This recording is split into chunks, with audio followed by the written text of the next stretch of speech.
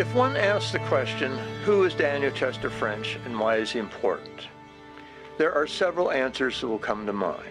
Of course, one of them is the major sculptures that he created, whether early in his career, the Minute Man, or later, the Lincoln Memorial. But there's another element that is so important to French, and to his contemporaries, and to Henry Bacon, who he worked with, and that was that they wanted to make America be part of a great world civilization.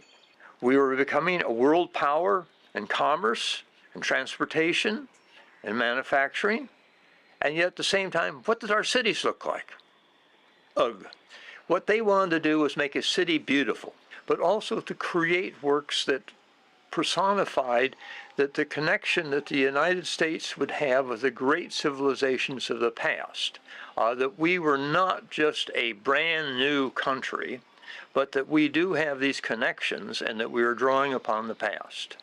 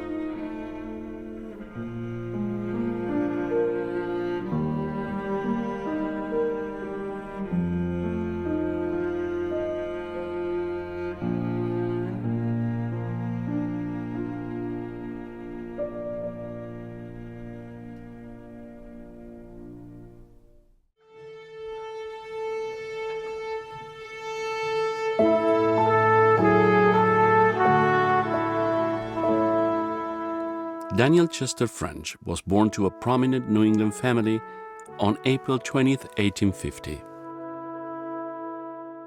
His father was a distinguished judge and his mother was the daughter of a justice in the Supreme Court of New Hampshire.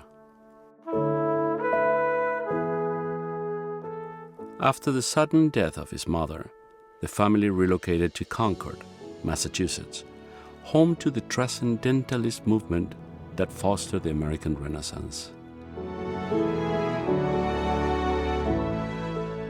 Among the leading figures in Concord was Ralph Waldo Emerson. The poet took a personal interest in Daniel, becoming his mentor and champion for his art.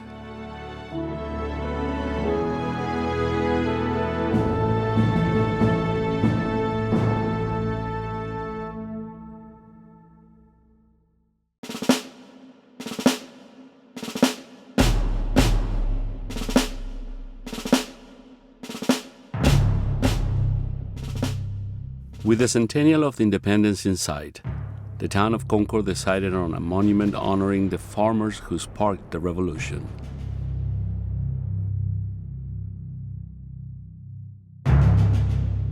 In a considerable leap of faith and with a strong endorsement from Emerson, the commission was assigned to Daniel. The resulting design of a 7-foot statue of the Minute Man was cast in bronze from Civil War cannons, a choice of remarkable significance tailored to please the non-belligerent spirit of the Transcendentalists.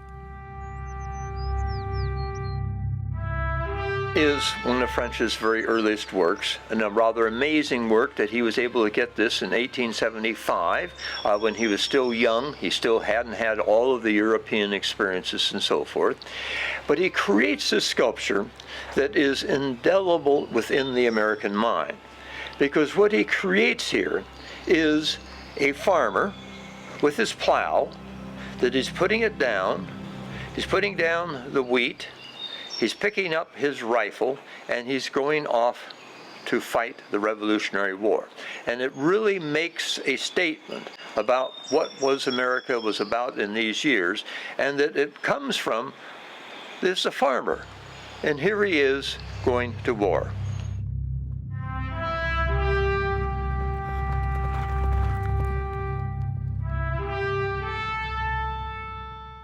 The romantic image envisioned by French will ultimately become a model for rebellious youth and patriotism.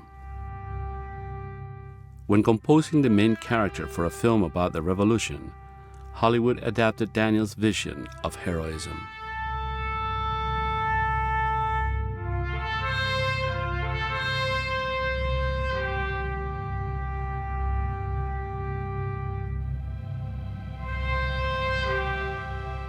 The dedication was a memorable event attended by President Ulysses S. Grant, Emerson, and a host of dignitaries. However, the artist himself was not in attendance.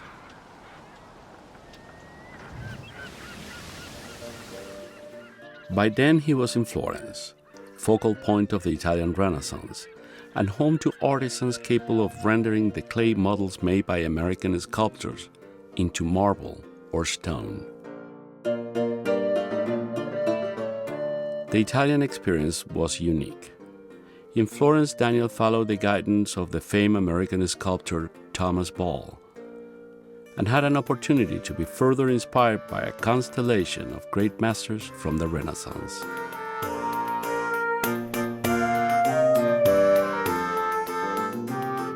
America's dependency on Italian stone carvers will soon change with the massive arrival of Italian refugees.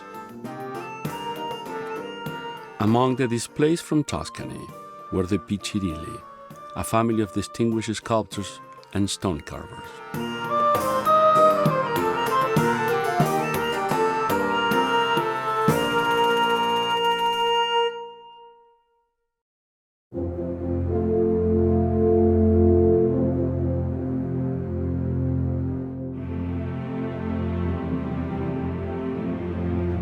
Daniel returned to America in time for the centennial celebrations.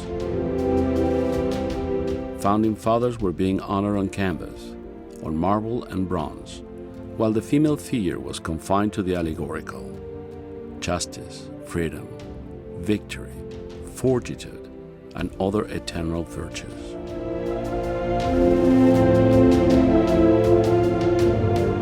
100 years will pass before renditions of historic female subjects could populate the public space.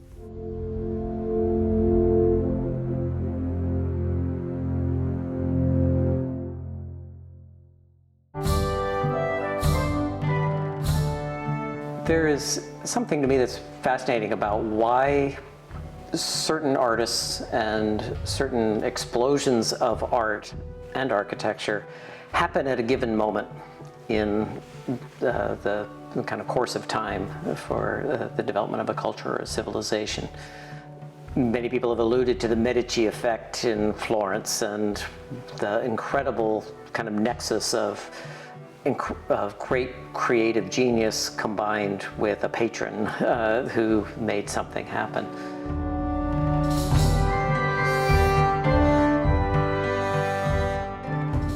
With Daniel Chester French, we could say that he is in a way just a product of his time, a kind of, I'd say, a pawn who's beholden to forces larger than himself.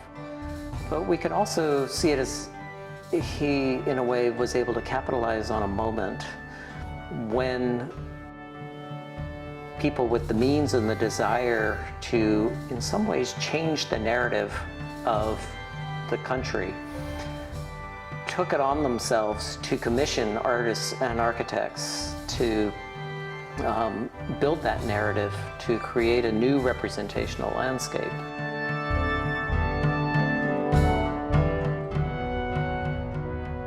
That would open up in a way, a new chapter for the city, for the country, and for the art that was associated with it.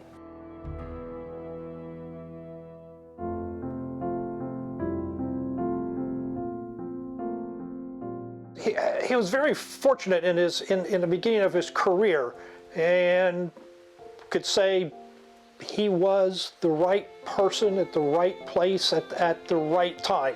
He had gone to Florence, was there for about a year or so, living with his friend Preston Powers, studying with the American sculptor Thomas Ball, absorbing the art of Florence, the masterpieces of the Renaissance.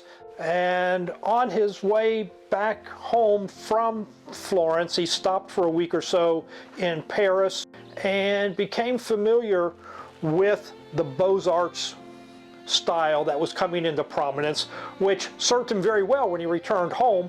For in 1878 or so, he received his first commission to design, create an allegorical group to sit atop a new post office that was being built in St. Louis.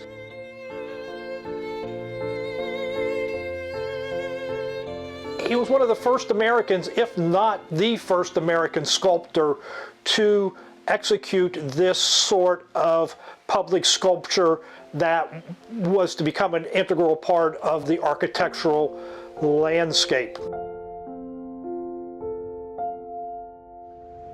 When he came on the scene, he came on at an incredible moment for the professionalism of American sculpture, because in the post-Civil War years, it was a time when there was an urge to commemorate heroes and martyrs of the Civil War. It was a time when artists were beginning to study in Paris in the rigorous academies where they were learning to model the human form in a far more naturalistic way than their colleagues in Italy were. And also, it was this incredible moment where the preference for material was shifting away from marble to bronze, so that artists had options. They had the option to work, as French continued to do throughout his whole career, in marble that was imported generally from Italy, or in bronze. And in that case, in the United States, where the bronze casting industry was really beginning to develop, and by the late 1880s and 90s, working at a level equal to what was happening in Europe. So it was a moment of great innovation and ambition for American sculptors.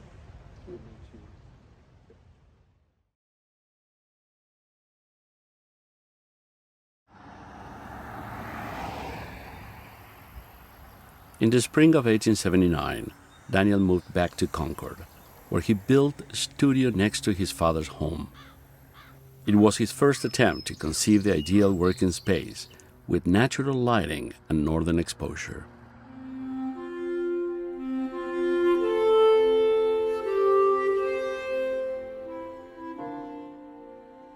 While in Concord, Daniel approached Emerson with the idea to create a portrait of the poet. Daniel revered Emerson like a Florentine reveres Dante, and Emerson believed in Daniel's potential as a great American artist. The result, after 30 days of working together at Emerson's place, was one of the most delicate portrayals ever created by French, and when the writer was asked to comment, he simply replied, "That is the face that I shave."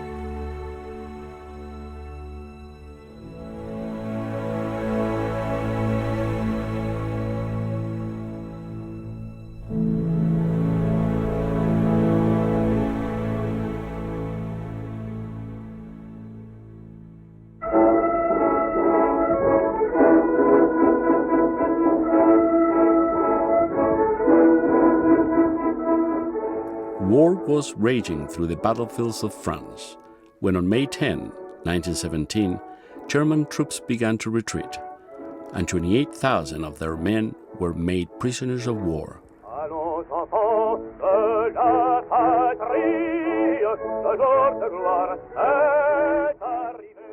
But there were also other reasons for the French to be proud of their heritage.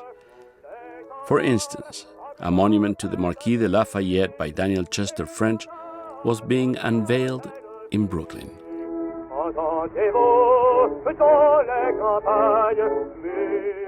The ceremony took place in Prospect Park, in the presence of General Joseph Joffre, former commander-in-chief of the French army and former Prime Minister of France, Jean Viviani.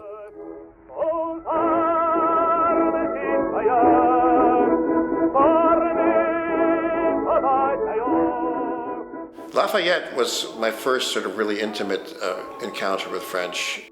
That's when I really saw some wonderful artistry, because he's got the Marquis de Lafayette standing next to a very elegant thoroughbred horse with a groom. There's a groom standing holding the horse, and the groom is an African-American man. And it's in sort of super relief, that the sculptures come fully out of the bas-relief. It's essentially just a big exedra, almost a big bas-relief, out of which come sort of a supersized horse, Lafayette and groom. And it was in very bad shape. It stood on Prospect Park West and was not really highly regarded by people. They just kind of walked past it on their way into the park until we restored it. And suddenly the neighborhood realized, oh, we have this really important work of art. Daniel based his design for the bas-relief on a well-known painting by Jean-Baptiste Le Paron, depicting an identical subject, Lafayette, mighty horse, and a black servant from Virginia.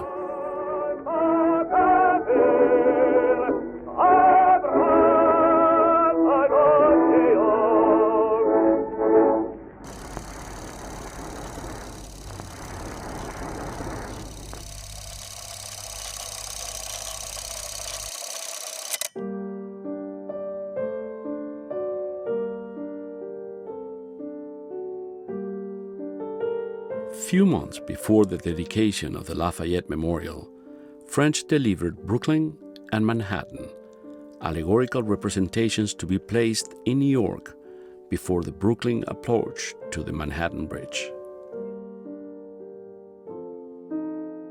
These monumental figures will be his last architectural commission.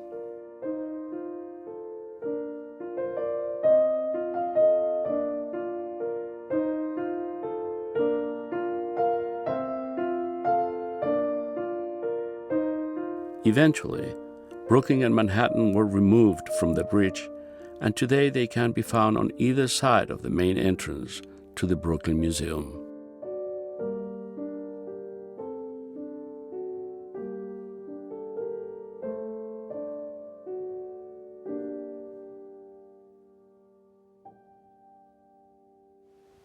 A couple of things happen over the course of his lifetime that actually point to something that I think is quite fascinating. One is, in the early 20th century, we have radical disruptions taking place from the to World War I, to the reform movements happening in the United States, to, in a way, a rise of the kind of memory of the Confederacy.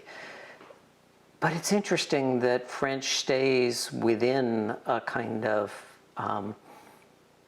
set of values that perhaps are tied to his New England roots and his and a way of looking at the world, that he stays focused on a body of work that celebrates what appears to be, looking from the outside now, appears to be a belief in a body of knowledge that would inform the country being able to move forward to a next great era.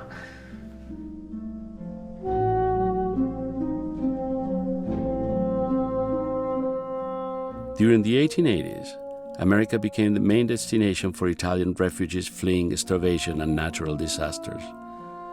Among the displaced from Tuscany were the Piccirilli, a family of prominent sculptors whose lineage could be traced to the early Renaissance.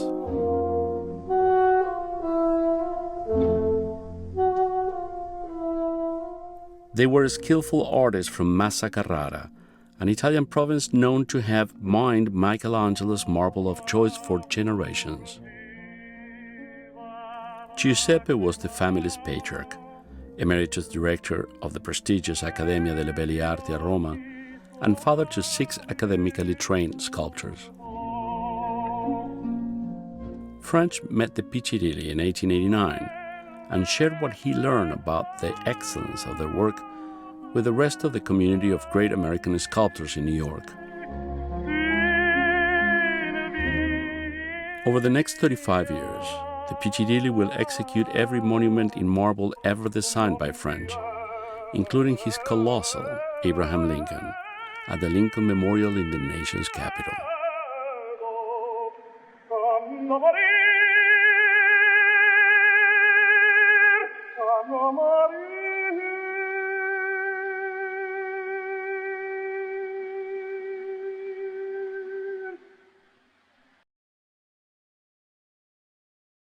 Who was Daniel Chester French? He was an American sculptor, one of the best known of his generation. He was commissioned to create many public sculptures, which are littered all across the country, basically, concentrated in the East, of course, which is where he lived and where he was from. Many of these are portrait sculptures, commemorative. All of those are men, because at that time, and really only until very recently, there simply were no commissions for sculptures of women. There were plenty of subjects, of course, out there waiting to be commemorated and honored, but there simply was not the interest or the money behind them.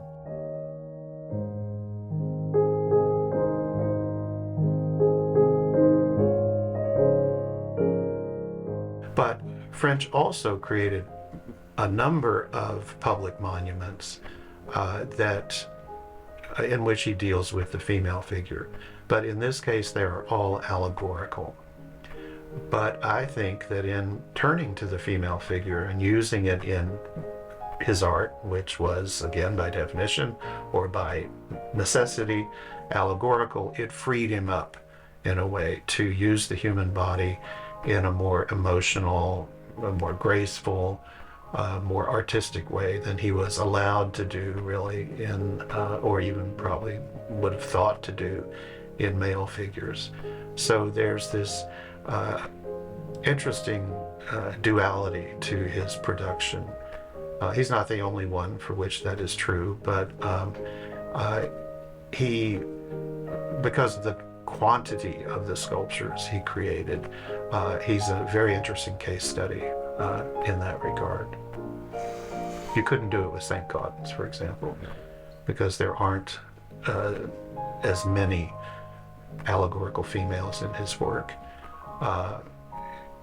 as there are in French's, and there aren't as many independent ones, by which I mean the allegorical female figure is the only or the major component of the sculpture.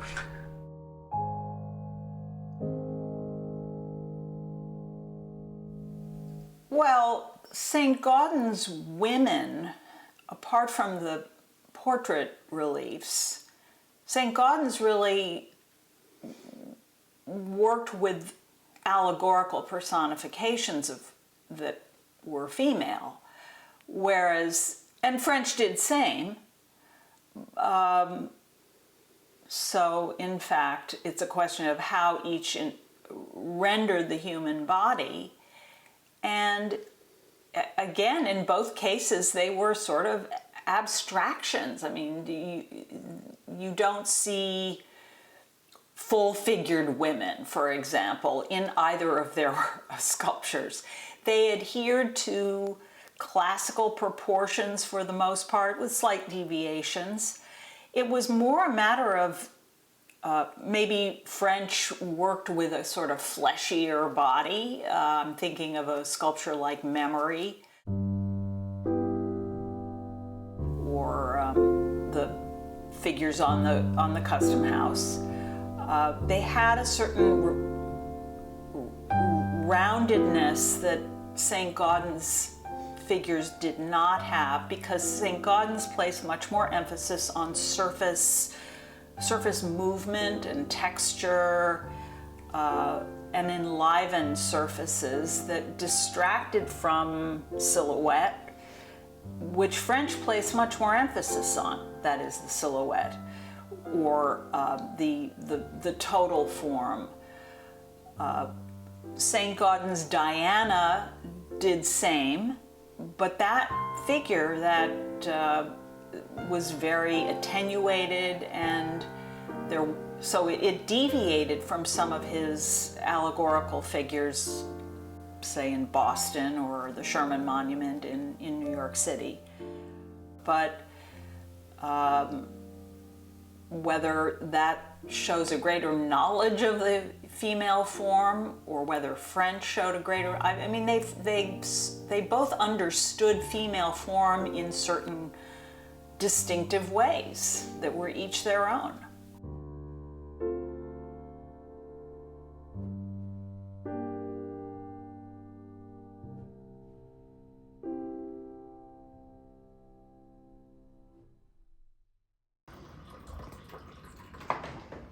You want to see my scary files on Hettie Anderson that take up about 4 linear feet these days?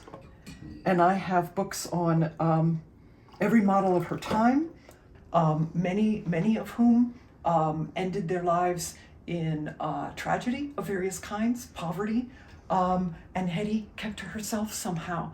Journalists of her time were obsessed with artists' models. Journalists are obsessed with who posed for which body part on which monument.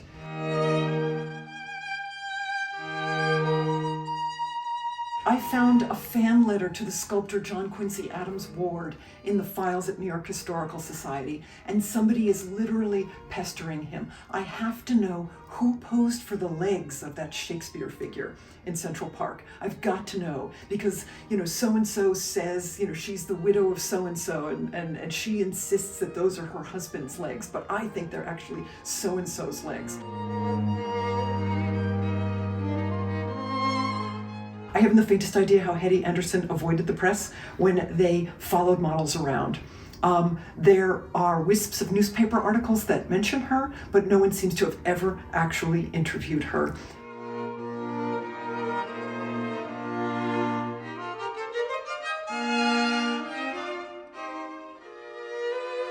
Here she is taking a break while posing for St. Gaudens. Here she is on the $20 gold coin. I don't know who in the wider world knew that it was poetic that a black woman was posing for memorials to people killed in the Civil War. And there she is with French, with the Spirit of Life. There's the Spirit of Life.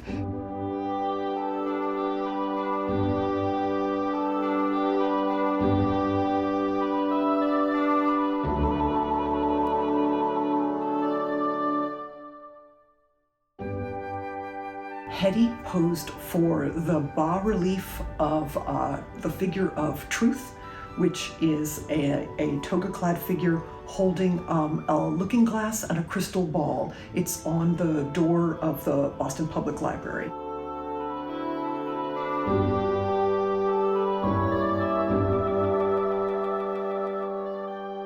Oh, Hettie Anderson is everywhere. You can go to the Sherman Monument in front of the Plaza Hotel.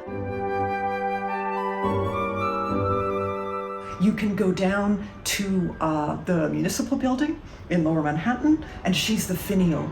She's far in the sky at the top of a skyscraper, and she's covered in gold, and her toga is flared back dramatically behind her.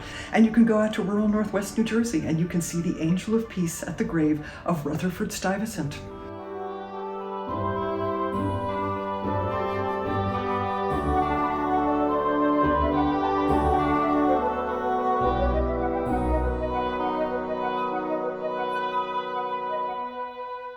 And she posed for the Melvin Memorial in Concord, Mass. Well, as I shared with you when you and Dan and I met at the cemetery, it was, for me, the logical place to meet, because though the Minute Man is Concord's most easily recognized public monument, I think the most impressive of French's public monuments is the Melvin, which is in the small cemetery there of Sleepy Hollow.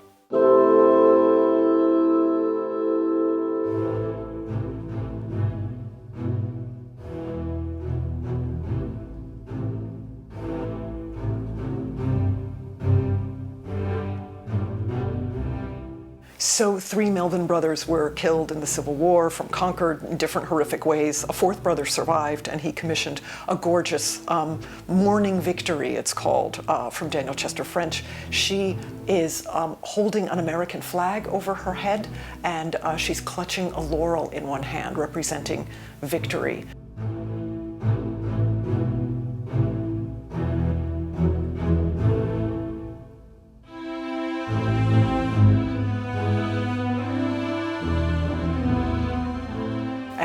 She's much larger than life, and the 4th Melvin brother who survived not only commissioned this gorgeous memorial in Concord, but also a white marble version of it.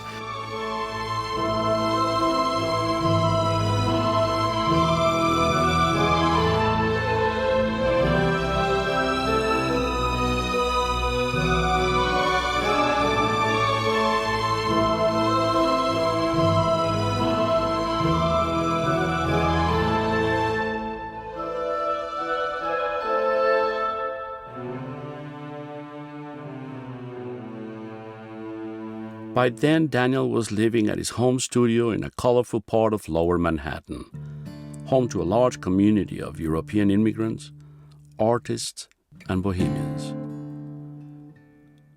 He was now a family man, husband to his first cousin Mary French, and father to a beautiful girl named Margaret.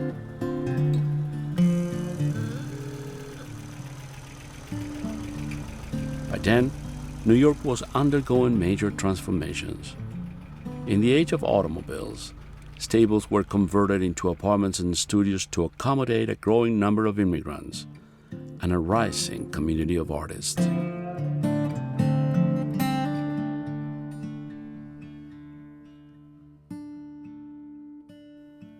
Daniel saw the trend as an opportunity to expand.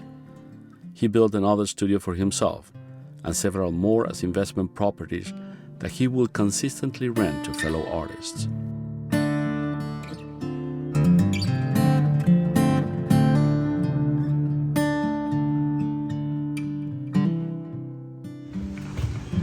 So this is what we call Chester French. See what I mean? Not so pretty. But this is where he worked, right?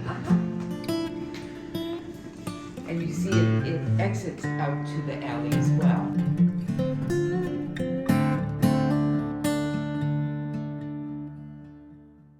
The bohemian legacy of what has come to be known as New York's Left Bank will carry on to the next generations of artists with claims to MacDougall Alley and the lifestyle of Greenwich Village.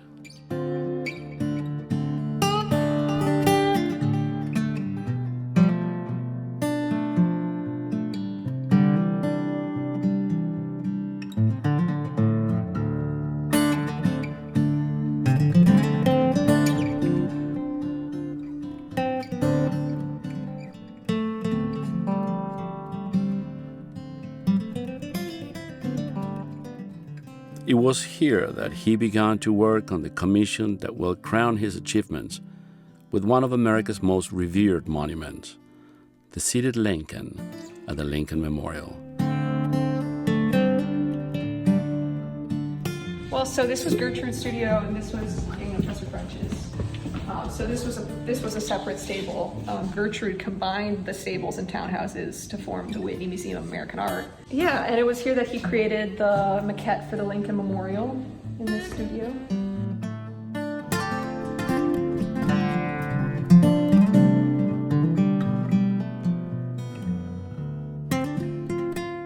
Also conceived between these walls was the standing Lincoln, the tall figure of the American president before making his celebrated speech at Gettysburg.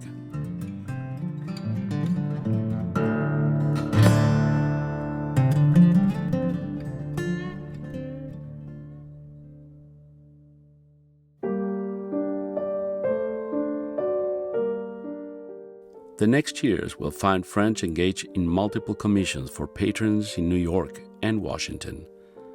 However, the bulk of his monumental work can be found mostly around Boston. A fictional recreation of John Harvard lives in Cambridge, while General Joseph Hooker guards the entrance to the Massachusetts State House. The spirit of giving lives in the Boston Public Gardens as a memorial to George White and a testimony to French collaboration, once more with architect Henry Bacon. The almost forgotten monument to Francis Parkman prizes the author of the Oregon Trail on the shore of Jamaica Pond, while John Boyle O'Reilly, the revered Irish rebel and poet, gets his tribute with the allegorical representation of Erin, matron goddess of Ireland, and her two sons, patriotism and poetry.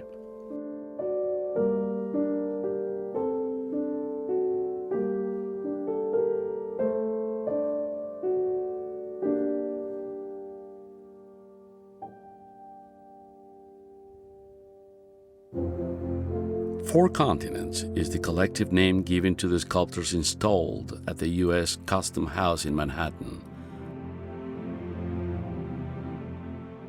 According to legend, the massive structure sits on the grounds where the island was purchased from Native Americans for a fist full of dollars. The Four Continents at the tip of Manhattan, I think, represents one of French's greatest accomplishments. How do you talk about America dominating the world in the place that's receiving the greatest proportion of its taxed income from goods that are processed through that big Cass Gilbert building, and it's by doing metaphorical representations of all parts of the world. Some of it may not be politically correct today, and I think people think about it, there are objections raised, but it's 1900. It's the turn of the 20th century. It's how French and his contemporaries viewed the world. You can almost see them as emerging markets, slumbering markets waking up with America, this custom house at the center of it all.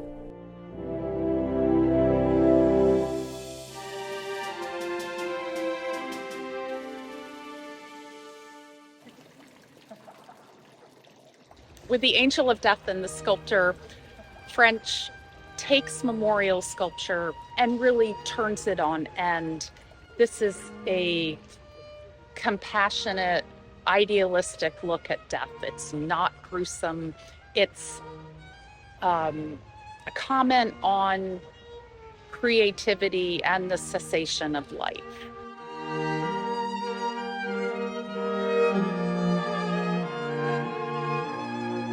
He saw death not as a dark and gloomy, but as a life-affirming moment.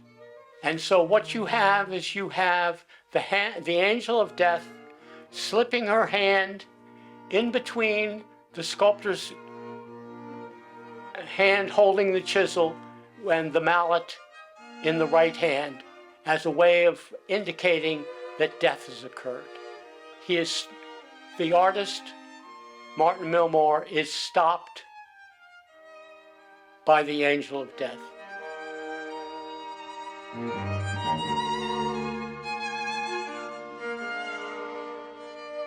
The whole essence of the piece is encapsulated in the gesture, that gesture where she's stopping him and he looks up surprised, and it's, there's a poignancy to that I think is just gifted on French's part. He knew the Milmore brothers that this monument commemorates, and yet he made it more universal than that. This is not a portrait of one of the brothers. This is, it could be anyone. And French has really use this angel figure, really mixing sort of real elements with the ideal, and that is what he did so brilliantly in his monumental work.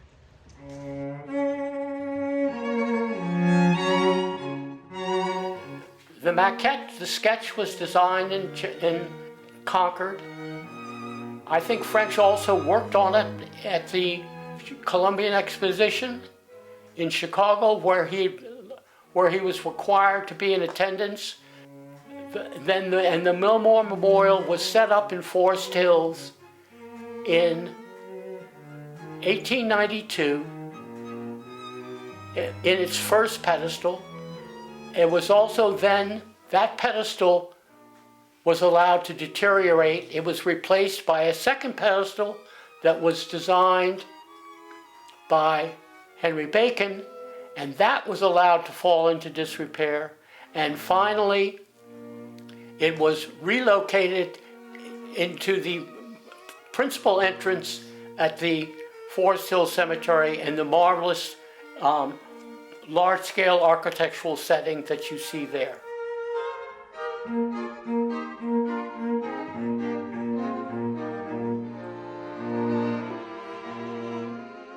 While a marble reproduction will always be present at the Metropolitan Museum of Art, the bronze monument, at the mercy of the elements, will continue to age, offering alternative sites at different times of the year.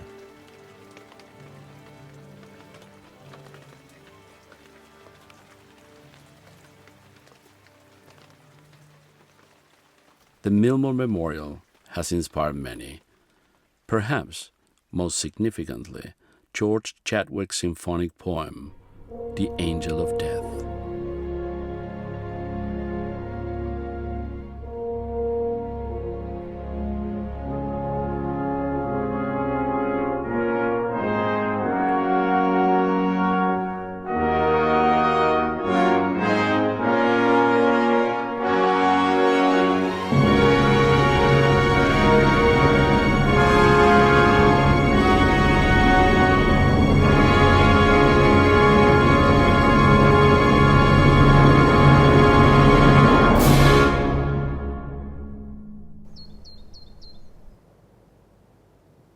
Henry Bacon and Daniel Chester French collaborated on many things.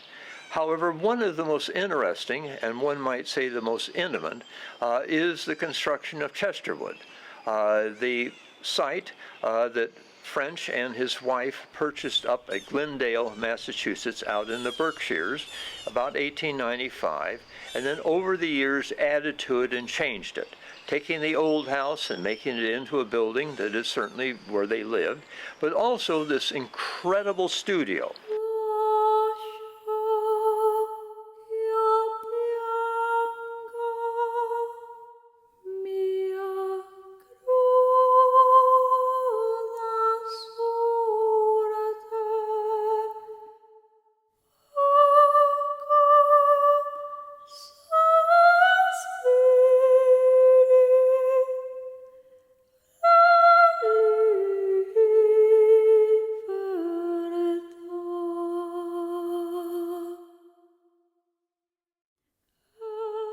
And the studio is one of the most interesting designs, because on one level, when you look at it, there is a certain sort of, might say, classical element, and yet at another side of the thing, the size of it, the curving arches and so forth, makes it into almost a great garden folly.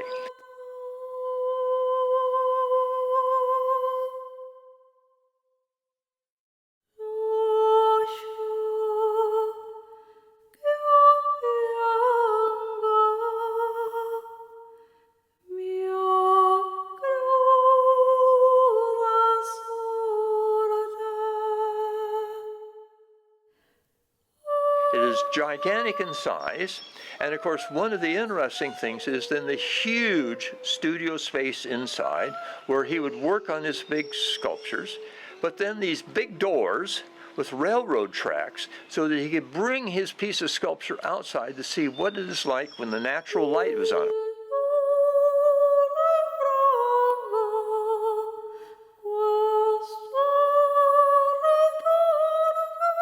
And so this is a building where you really begin to see, and this interaction between the architect and the client and the sculptor, and that they really work together to create one of the most amazing artist studios in this country. He named the site Chesterwood.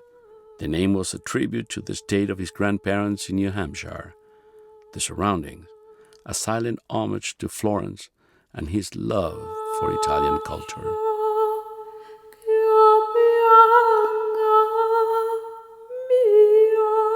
As an artist, I think about, how smart it was to essentially create this place and design,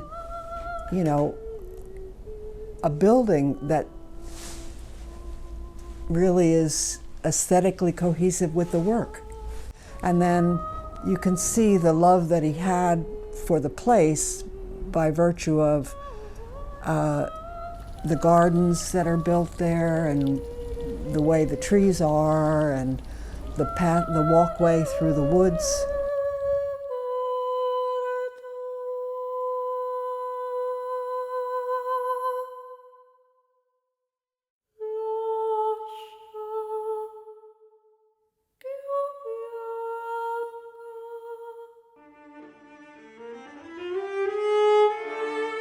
Here, French produced some remarkable work, from the equestrian statue of George Washington that will become a gift to the city of Paris, to his last, the endearing Andromeda, the mythical figure in which French continued to work till the end.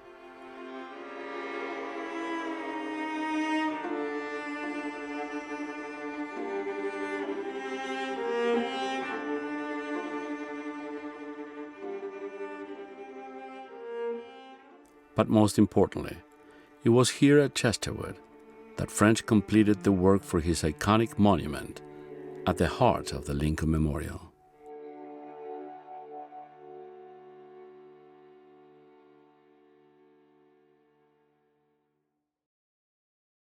Daniel Chester French had relationships with a number of different architects, but certainly the most important one is with Henry Bacon. And Henry Bacon was younger than French. He had worked for McKim, Mead & White on a bunch of projects in which French was involved. And so they struck up a relationship that would continue for many, many years. Also, it should be noted that Charles McKim was on one of the original members of the Senate Planning Commission for the redoing of the mall in Washington, D.C. And of course, who becomes the architect for the Lincoln Memorial but Henry Bacon? So there's this connection that goes on here in these years. And it is very clear that Bacon and French really worked very, very closely together on a whole bunch of different projects. But certainly the ultimate one is the Lincoln Memorial. And it's interesting that there are a number of different varieties of designs on it and so forth, but ultimately what it comes up with is that you have this monumental, classical structure with these big Doric columns that surround it. But then, in the middle of it, and the dominant feature is, of course, the seated Lincoln. I think by this time, Henry Bacon and Daniel Chester French moved together, worked together. It was not an ordinary collaboration, either in the business sense or the creative sense. I just thought that they were single-minded and collaborative in every sense of the word.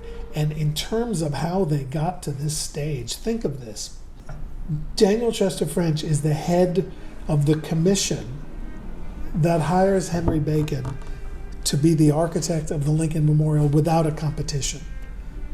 And then Henry Bacon is the architect who hires Daniel Chester French to be his sculptor without a competition. Now, today, there would be an investigation, for sure. But in those days, nothing could be more natural. They did Lincoln, Nebraska, they did fountains, they did other things. And they were a perfect pair.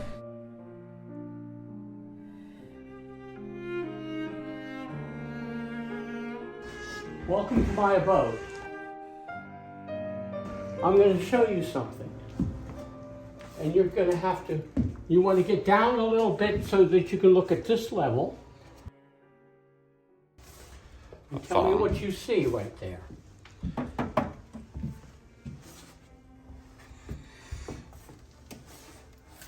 Oh, I see a little beauty here. Isn't that remarkable? French's two ideas for the Lincoln statue, created at Chesterwood in the late spring of 1915 was a standing figure and a seated figure, so that he and Bacon together could choose which they wanted. Since it was going to be inside a big memorial, the choice was for a seated figure. But clearly you could not have Lincoln sitting in a parlor chair inside of the Lincoln Memorial blown up to 30 feet.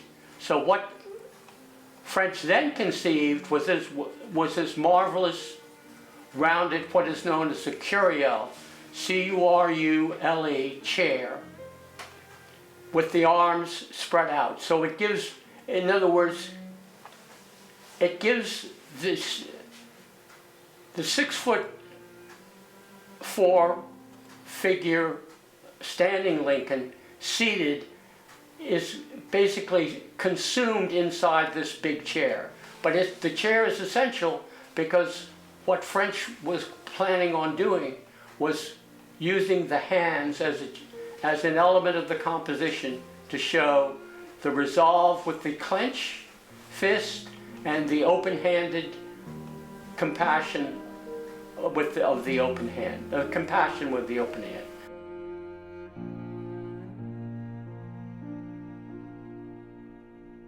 One of the elements in American architecture in these years was that at one level, one might say that a lot of the sculpture was decoration put on the outside, but does give meanings to the building. But also, and essential to any of these structures, is that you just don't on the outside, you go inside, and that you will have a continuing journey, a procession that will continue into the building. And you find this in a bunch of different structures, but of course, the ultimate one would be the Lincoln Memorial.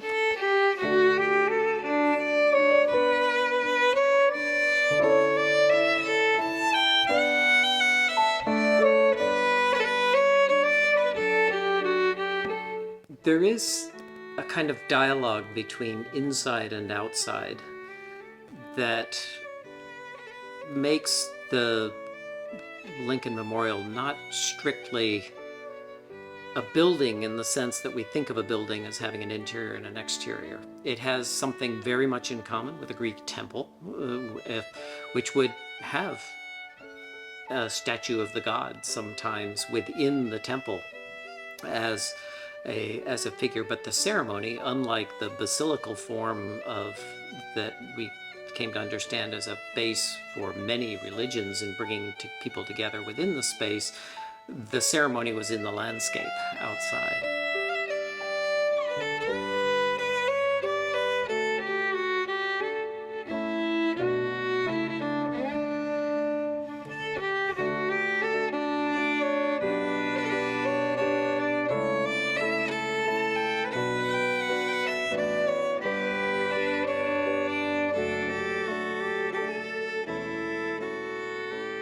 The Lincoln Memorial is the place where Abraham Lincoln's spirit lives, where his modesty, his grandeur, his statesmanship, his simplicity, all dwell together in one iconic monumental space. I never fail to be thrilled by it when I see it.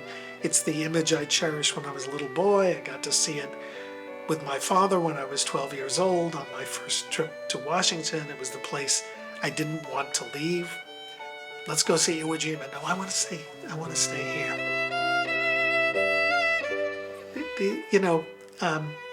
Here Lincoln lives.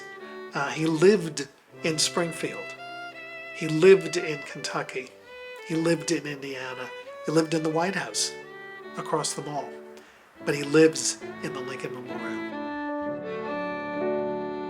75,000 massed before Lincoln Memorial to hear Marian Anderson, colored contralto. And if the dedication a century ago was flawed, if it excluded black people from a fully integrated experience, if it reflected all of the Jim Crow worst of Washington, D.C., those who hope for a better America have won the day, because the Lincoln Memorial has ever since become the launching pad for protest and aspirational gatherings and music and more speeches, even though they never equaled Lincoln's. But so it's an American billboard as well.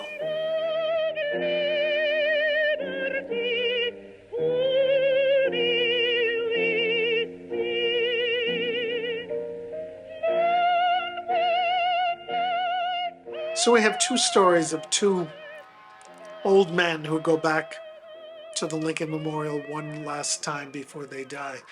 We have Robert Lincoln going back, having his driver take him to the base of the memorial, and he steps out and he says, "It really is beautiful, isn't it?" And that was his last encounter. And then we have Daniel French making sure that every time he goes to Washington, he gets another look at this extraordinary icon that he's created. That the only statue of Lincoln that actually is suitable to Lincoln's reputation, that expresses both his simplicity and his grandeur. And he gets to see it one more time. And I think he must have thought to himself about the lines that he used, the only description he ever gave of what he was trying to convey. Mr. French, what do you want this sculpture to tell the American people? And he said, I wanted to say about Lincoln, job over, well done. And I think he could tell himself the same thing every time he saw the result, including the last time.